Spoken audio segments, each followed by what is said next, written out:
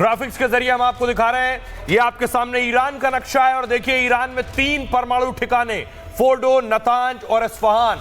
इन 3 परमाणु ठिकानों से ऊपर देखिए, ऊपर बॉम्बर दिख रहा है आपको, अमेरिकी बॉम्बर से अटैक हुआ है। नीचे सबमरीन पानी में आपको दिख रही है, यहां से क्रूज मिसाइलों से अटैक हुआ है इन 3 परमाणु ठिकानों पर ईरान के। और इन ठिकानों के बाद ईरान ने बदला लेना भी शुरू कर दिया है। शिखा, बिल्कुल। और इसी बीच आपको बता दें, बड़ी खबर, तेल अवीव में ईरानी मिसाइल से भारी तबाही मची है। मिसाइल हिट होने से कई इमारतों को नुकसान पहुंचा है। कई इमारतें हमले में पूरी तरह से तबाह हुई हैं। करीब 1 दर्जन लोगों के घायल होने की भी खबर है। तो देखिए, तेल अवीव में अब ईरानी मिसाइल गिर रही है और उसी की तस्वीरें आपको दिखा रहे हैं। कितना भीषण यहाँ पर हमला हुआ है और मिसाइल हिट होने की वजह से इमारतों को नुकसान हुआ है। निस्तनाबूत इमारतें यहाँ पर नजर आ रही हैं। कई इमारतें हमले में पूरी तरीके से तबाह हो गई हैं। 1 दर्जन लोगों के घायल होने की भी जानकारी है, क्योंकि जिस तरीके से अमेरिका ने हमला किया है, न्यूक्लियर प्लांट्स को निशाना बनाया है, तो ईरान भी इस समय बौखलाया हुआ है। इस बीच एक और बड़ी अपडेट आ गई है। तेल अवीव में बैलिस्टिक मिसाइल से अटैक किया गया है। हमले के बाद उठता दिखा है धुएं का गुबार। तेल अवीव में बैलिस्टिक मिसाइल से अटैक, ये ताजा हमला है, अभी अभी का हमला है। ये खबर तब हम आपको बता रहे हैं जब ईरान के न्यूक्लियर साइट्स को तबाह किया जा चुका है। अब ईरान इजराइल को मार रहा है और ये तस्वीरें देखिए, ये तस्वीरें कितनी भयावह है। धुएं का गुबार पूरे इलाके में फैला है, पूरे आसमान में फैला है। ये तेल अवीव का आसमान है, वहां की इमारतें हैं, वहां के रिहायशी इलाके हैं। बैलिस्टिक मिसाइल से अटैक किया जा रहा है ईरान के द्वारा और ये तस्वीर बता रही है कि अब ईरान किस कदर पलटवार कर रहा है। जो उसके न्यूक्लियर साइट्स को तबाह और बर्बाद कर दिया गया है, इजराइल और अमेरिका के द्वारा मिलकर अब उसी से ये पलटवार कर रहा है। जी, ये तस्वीरें हम आपको दिखा रहे हैं। देखिए, बड़ा हमला है, एक के बाद एक दर्जनों मिसाइलें दागी हैं ईरान ने और ये तस्वीरें बता रही हैं कि क्या इजराइल का डिफेंस सिस्टम काम नहीं कर रहा है या इजरायली डिफेंस सिस्टम के सामने मिसाइल की इतनी बौछार है कि वो सारे मिसाइल्स को रोक नहीं पा रही। एक और खबर, और इसी बीच एक और बड़ी खबर आपको बता दें, हाइफा में भी ईरानी मिसाइलों से नुकसान पहुंचा है।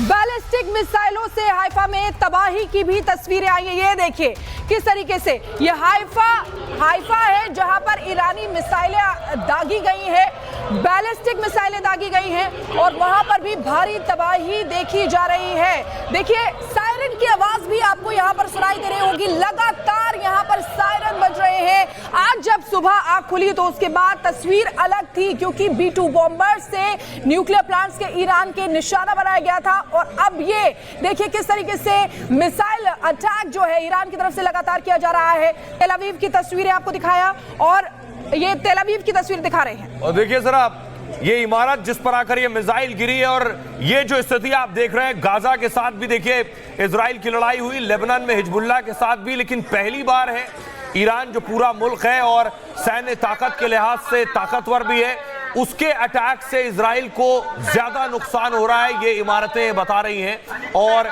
इजराइल का कहना है उनकी रिहायशी इलाकों में अटैक किया जा रहा है और ईरान खुद कह चुका है कि वो अमेरिकी नागरिकों पर भी टारगेट करेगा और अमेरिकी सैन्य ठिकानों पर भी।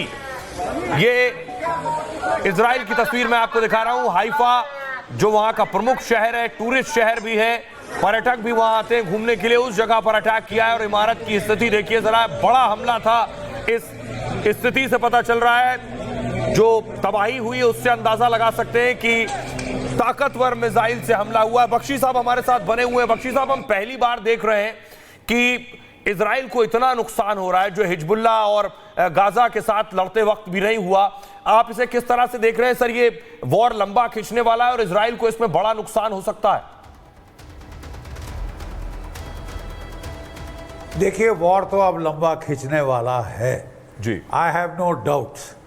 अगर हौती के साथ 7 हफ्ते चल गया, हौती तो एक टेररिस्ट ग्रुप है, अब आप हमला कर रहे हैं एक नेशन स्टेट पे जो काफी वेल आर्म्ड है, ठीक है साहब। 4000 जो लोएस्ट एस्टिमेट है उसके पास बैलिस्टिक मिसाइल्स का, वो 4000 का था, ठीक है। और कई तो एस्टिमेट 10,000 और उसके ऊपर बता रहे हैं मिसाइल्स हैं ईरान के पास, ठीक है।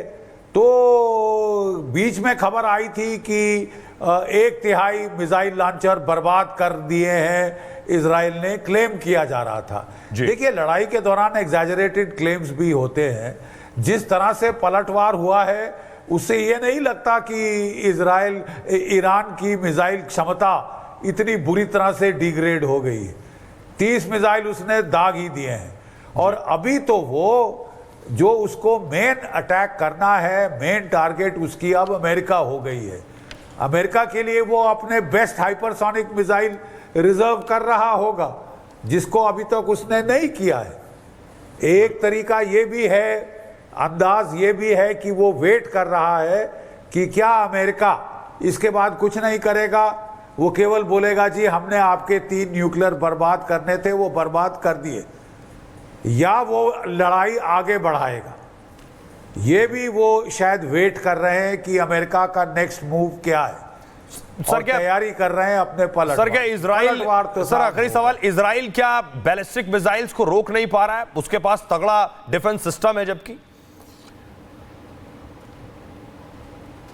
नहीं। देखिए, उसके पास दुनिया का सबसे बेस्ट एयर डिफेंस सिस्टम है, लेयर्ड एयर डिफेंस सिस्टम है, जिसमें मैंने बताया आपके Arrow 2, Arrow 3, David Sling, Iron Dome और अमेरिकन थर्ड और ये जो हैं पेट्रियट मिसाइल्स हैं। लेकिन इनका इंटरसेप्शन रेट अभी तक 90% था, जो कि बहुत अच्छा इंटरसेप्शन रेट है। लेकिन इसका मतलब 10% मिसाइल, खासकर हेवी वॉरहेड वाले हाइपरसोनिक मिसाइल थ्रू हो रहे हैं। MIRV मिसाइल की भी बात हो रही थी। पहले कहा जा रहा था क्लस्टर बॉम्ब फायर कर रहा है, क्लस्टर नहीं, MIRV फायर कर रहा है, multiple independently targetable re entry vehicles, यानी एक मिसाइल से 5 वॉरहेड। रोकना असंभव हो जाता है, अमेरिका शामिल नहीं रोक सकता। तो उसके पास भी ऐसे हथियार हैं विच विल गेट थ्रू, और डैमेज हो रहा है वो तो सबको दिखाई दे रहा है साहब, ऑन द टेलीविजन स्क्रीन जी। अब अटकलें लगाने का तो कोई स्कोप ही नहीं है। जी जी, we are going by military facts. जी जी। बख्शी साहब कोई विश फुलफिलमेंट नहीं कर रहे। बख्शी साहब, अर्नब गोस्वामी आपके साथ इंग्लिश पर जुड़ेंगे, हम आपके पास आएंगे, फिलहाल आपको फ्री कर रहे हैं। कोचर साहब, मेरा सवाल ये है कि दर्शकों को बताइए ईरान की सैन्य ताकत के बारे में, क्योंकि हम ईरान को हमास से नहीं आंक सकते, हिजबुल्लाह से नहीं आंक सकते, वो भी सैन्य ताकत के लिहाज से उसके पास इतनी पावर है कि वो लंबे वक्त तक युद्ध लड़ सकता है। लेकिन साथ साथ हमने सर बहुत सी तस्वीरें दर्शकों को दिखाई पिछले दिनों कि इजराइल ने उसके जो मिसाइल साइट्स थे, जो ठिकाने थे उस तरह के, उन पर भी हमला किया है। देखिए, ईरान की सैन्य ताकत अगर आप उसकी फौज को देखें, ग्राउंड फोर्सेस को देखें, तो 5.6 लाख की उनकी एक फौज है और 600 के करीब उनके पास फाइटर एयरक्राफ्ट्स हैं। बट प्रॉब्लम ये है कि ये एक कन्वेंशनल वॉर नहीं होने वाली, और ये जो फाइटर एयरक्राफ्ट्स हैं ये इनके पास F4, F5 1979 1980 विंटेज के हैं, और हाल ही में सुखोई 30 इसको रशिया से इनको मिले हैं। बट इनकी जो एयर पावर है और जो इनकी लैंड फोर्सेस हैं वो इस लड़ाई में शामिल इसलिए नहीं हो सकती हैं क्योंकि ये एक बॉर्डर की लड़ाई नहीं है। खास तौर पे सर मैं मिसाइल ताकत की बात कर रहा हूं, ड्रोन्स ताकत की बात कर रहा हूं। ओके, मिसाइल्स को अगर आप लें, अगर हम इसको मान के भी चलें कि इनके पास किस टाइप की मिसाइल्स हैं, इनके पास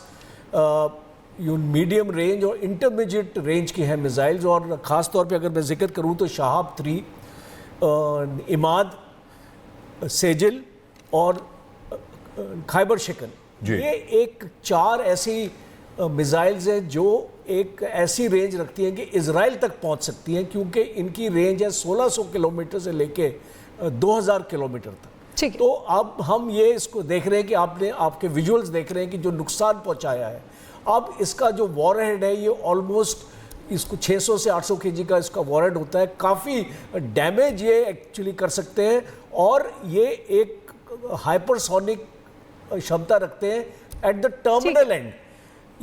ये सबसोनिक मिसाइल है, जब ये लॉन्च होती है तो सबसोनिक स्पीड से लॉन्च होती है, टारगेट के पास जब आती है तो हाइपरसोनिक हो जाती है, और इसीलिए हम देखते हैं कि ये जो एयर डिफेंस सिस्टम्स हैं इनके पास कैपेबिलिटी नहीं है एक हाइपरसोनिक मिसाइल को रोकने की, और इसीलिए हम देख रहे हैं नुकसान हो रहा है।